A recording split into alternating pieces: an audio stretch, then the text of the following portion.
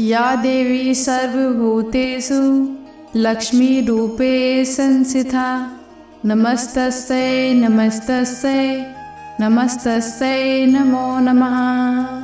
ओम भगवते वासुदेवाय नमः। जय श्री कृष्ण।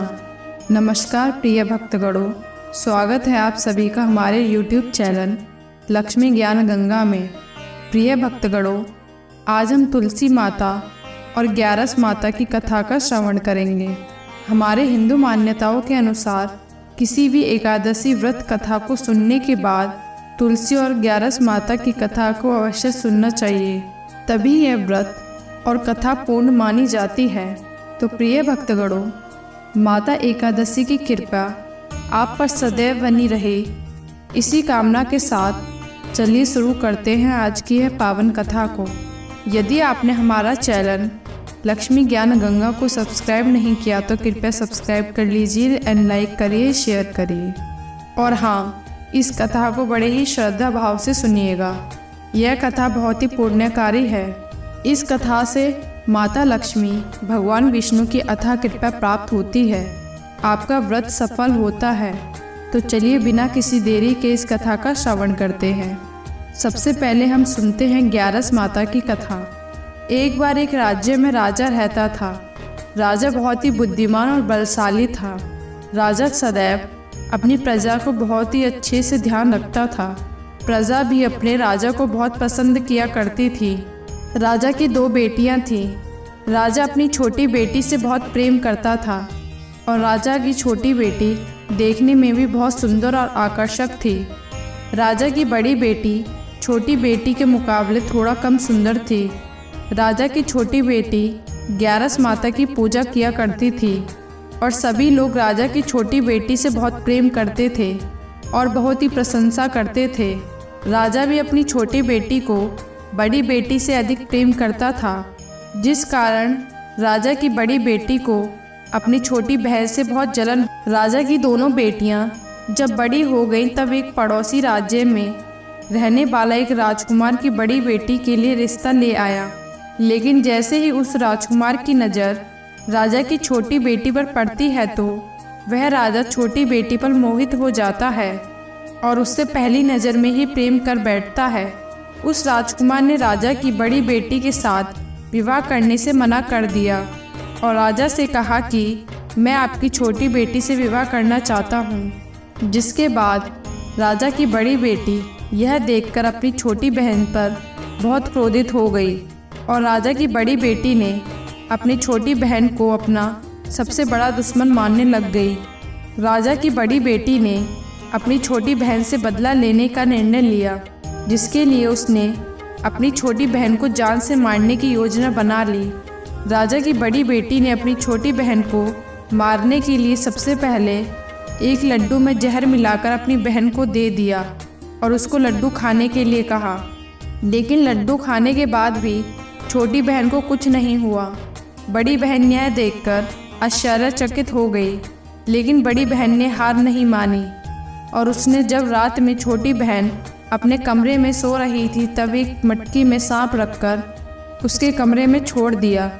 लेकिन सांप भी छोटी बहन को कुछ नहीं कर सका। जिसके बाद बड़ी बहन ने अपनी छोटी बहन से कहा, हम लोग कुएं से पानी भरने जाते हैं, और वह अपनी छोटी बहन को पानी भरने के बहाने कुएं पर ले गई और उसने अपनी छोटी बहन को धक्का दे दिया।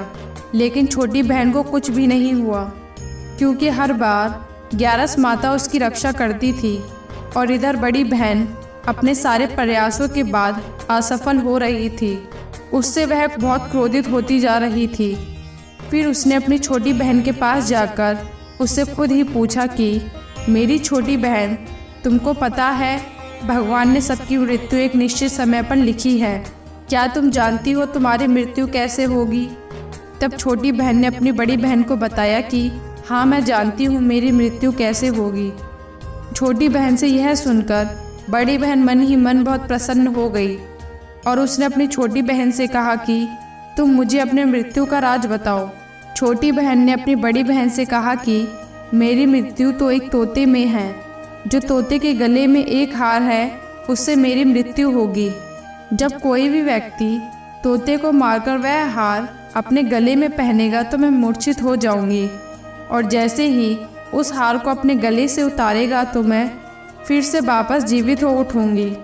अपनी छोटी बहन की मृत्यु का राज जानकर बड़ी बहन बहुत खुश हो गई और उसने अपनी छोटी बहन को मारने के लिए पालतू तोते को ढूंढना शुरू कर दिया।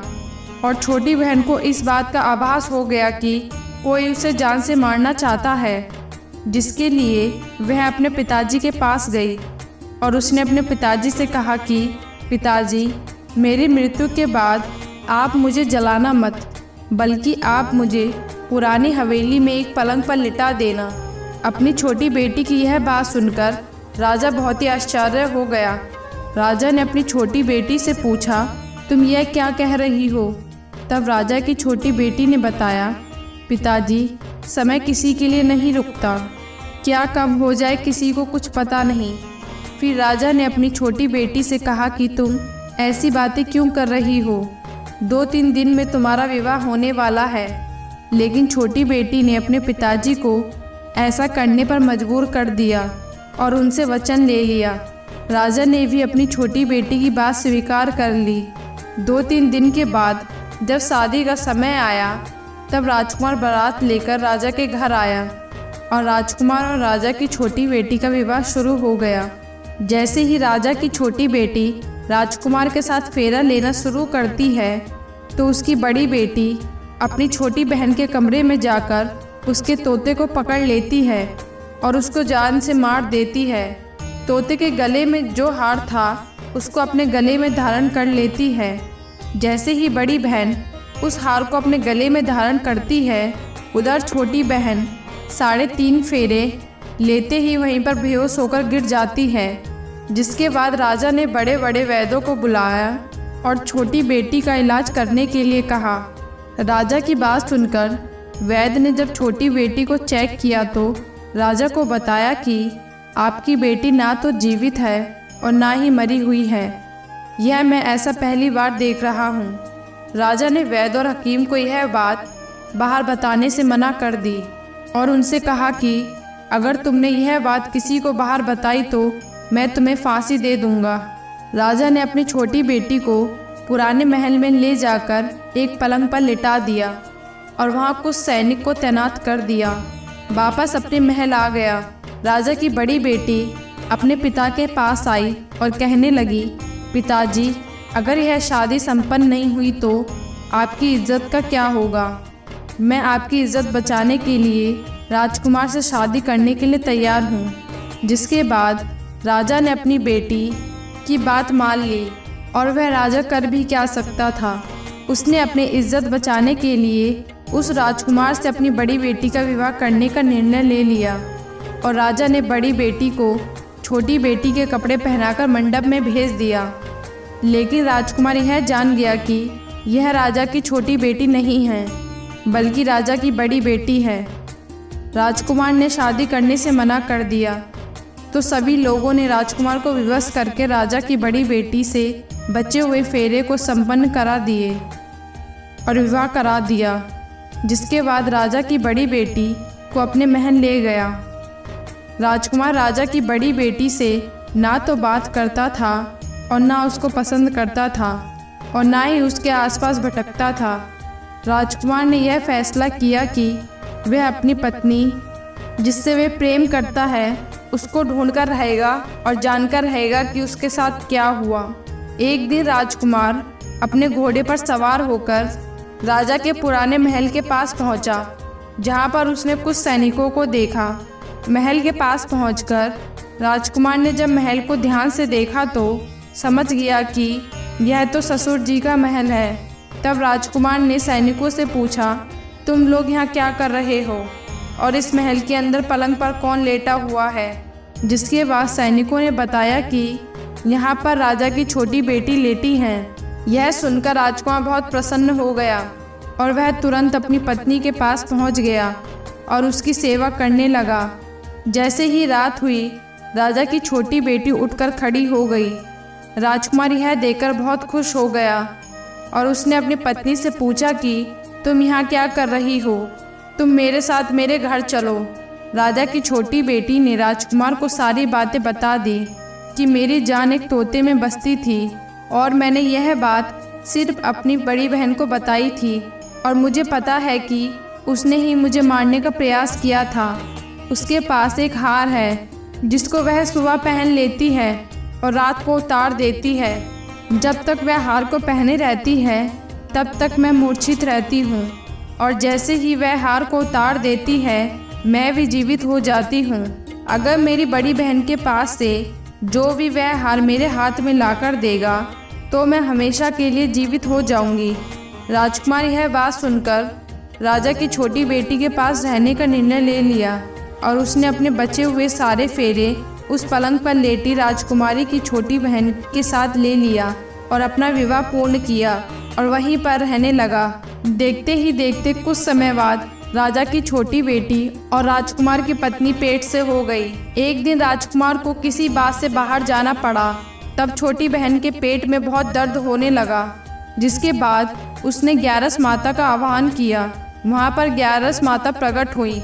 उन्होंने अपने भक्त के दर्द को दूर किया और एक पुत्र की प्राप्ति कराई। वहीं पर अचानक से राजकुमार भी आ गया। राजकुमार ने ग्यारस माता को देखा तो वह आश्चर्यचकित हो गया और उसने तुरंत माता को प्रणाम किया और ग्यारस माता ने राजकुमार से कहा कि जब तुम्हारा यह बेटा 5 वर्ष का हो जाएगा तब तुम अपनी पत्नी का हार लाकर उसके गले में डाल देना। और यह कहकर माता वहाँ से अंतर्ध्यान हो गई। देखते ही देखते राजा की छोटी बेटी का पुत्र 5 वर्ष का हो गया। तो राजकुमार ने अपने बेटे से कहा कि बेटा, मैं कुछ काम से बाहर जा रहा हूँ, तुम अपनी माता का ध्यान रखना। और वह वहाँ से चला जाता है। उसे निकलते देख बड़ी बहन के सैनिक देख लेते हैं और बड़ी बहन को जाकर सारी बात बता देते हैं, जिसके बाद बड़ी बहन अपनी छोटी बहन के पुत्र को वहाँ से उठा लेती है और उसको मरवा देती है। छोटी बेटी के पुत्र के 2 टुकड़े करवा देती है। पहला टुकड़ा चक्की के पास छुपा देती है और दूसरा टुकड़ा अपने पलंग के नीचे छुपा देती है। अब ग्यारस माता अपने भक्त पर कृपा कैसे नहीं करती। ग्यारस माता भिखारी का रूप रखकर बड़ी बहन के पास चली जाती हैं, जिसके बाद वहाँ पर भिक्षा मांगने लगती हैं। बड़ी बहन अपनी नौकरानी से कहती हैं कि जाकर भिक्षा दे दो, लेकिन जैसे नौकर ग्यारस माता को भिक्षा देने आते हैं तो माता उन्हें मना कर देती हैं और कहती हैं कि मैं तुम्हारी महारानी से ही भिक्षा लूँगी। जिसके बाद बड़ी बहन स्वयं ही भिक्षा देने के लिए माता के पास आती हैं। तब माता एक बिल्ली का रूप लेकर उसके कमरे में चली जाती हैं और वहाँ पर छोटी बेटी के पुत्र के 2 टुकड़े आपस में जोड़ देती हैं और उसे जीवित कर देती हैं। उसे वहाँ से ले जाती हैं। राजकुमार अपने बेटे को लेकर उस बड़ी बहन के पास जाता है, यानी कि उस दूसरी पत्नी के पास जाता है और कहता है कि तुम इसका ध्यान रखना। अगर तुम इस बच्चे का अच्छे से ध्यान रखोगे तो मैं तुमसे बात करने लगूंगा। एक दिन राजकुमार अपने बच्चे से कहता है कि तुम अपनी बड़ी माँ का हार लेकर आना। जिसके बाद राजकुमार का लड़का अपनी बड़ी माँ के पास जाता है और कहता है, बड़ी माँ, मुझे तुम्हारा हार चाहिए जो तुमने गले में पहना है। यह सुनकर पहले तो बड़ी बहन बहुत ही क्रोधित हो जाती है, पर उसको याद आता है कि राजकुमार ने कहा था कि अगर मैं इस बच्चे का ध्यान रखूंगी तो वह उससे बात करने लगेगा, जिसके कारण वह बच्चे को हार दे देती है और तुरंत वह बच्चा हार को लेकर अपने पिताजी को दे देता है। तभी राजकुमार अपने बेटे को वहाँ से लेकर चला जाता है और अपनी पत्नी से कहता है कि तुम हमारे लिए खाना बनाकर रखना, मैं शाम को आकर तुम्हारे साथ ही खाऊंगा। और वह अपने बेटे को लेकर वहाँ से चला जाता है।